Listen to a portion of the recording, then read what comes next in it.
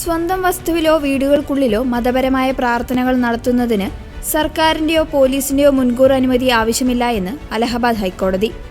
ഉത്തർപ്രദേശിൽ ക്രൈസ്തവ പ്രാർത്ഥനാ യോഗങ്ങൾ തടസ്സപ്പെടുത്തുന്നതും മതപരിവർത്തന നിയമങ്ങൾ ദുരുപയോഗം ചെയ്ത് വിശ്വാസികളെ വേട്ടയാടുന്നതും പതിവായ പശ്ചാത്തലത്തിലാണ് കോടതിയുടെ ഈ നിർണായക ഇടപെടൽ.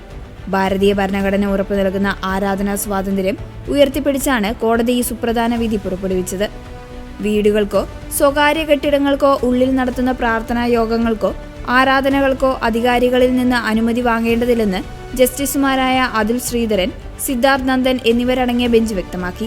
ജാതിമത ഭേദമന്യേ എല്ലാ പൗരന്മാർക്കും തങ്ങളുടെ വിശ്വാസം പ്രകടിപ്പിക്കാനും ആചരിക്കുവാനും തുല്യ അവകാശമുണ്ടെന്ന് കോടതി ഓർമ്മിപ്പിച്ചു.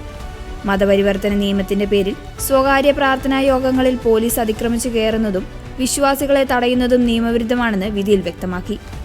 ഉത്തർപ്രദേശിലെ Maranatha Full Gospel Ministries, Emmanuel Grace Charitable Trust എന്നീ സംഘടനകൾ സമർപ്പിച്ച ഹർജിയിലാണ് ഈ വിധി.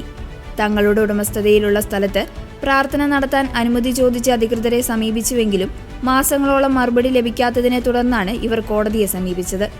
ഉത്തർപ്രദേശിലെ വിവാദമായ മതപരിവർത്തന നിരോധന നിയമം വന്നതിനുശേഷം ആയിരക്കണക്കിന് പ്രാർത്ഥനാ യോഗങ്ങൾ തടസ്സപ്പെട്ടതായും പാസ്റ്റർമാർ അറസ്റ്റ് ചെയ്യപ്പെട്ടതായും റിപ്പോർട്ടുകളുണ്ടായിരുന്നു.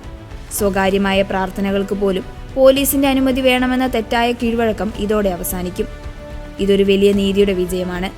സ്വകാര്യ സ്ഥലത്തെ പ്രാർത്ഥനയ്ക്ക് അനുമതി വേണമെന്ന നിയമം ഇന്ത്യയിലില്ല. എന്നിട്ടും പോലീസ് നിരന്തരം വിശ്വാസികളെ ദ്രോഹിച്ചിരുന്നു.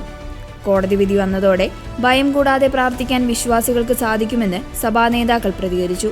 ഈ വിധി ഉത്തർപ്രദേശിൽ മാത്രമല്ല, സമാനമായ പീഡനങ്ങൾ നേരിടുന്ന ഇന്ത്യയിലെ മറ്റു സംസ്ഥാനങ്ങളിലെ ക്രൈസ്തവർക്കും നിയമപോരാട്ടത്തിന് വലിയ കരുത്തേകും.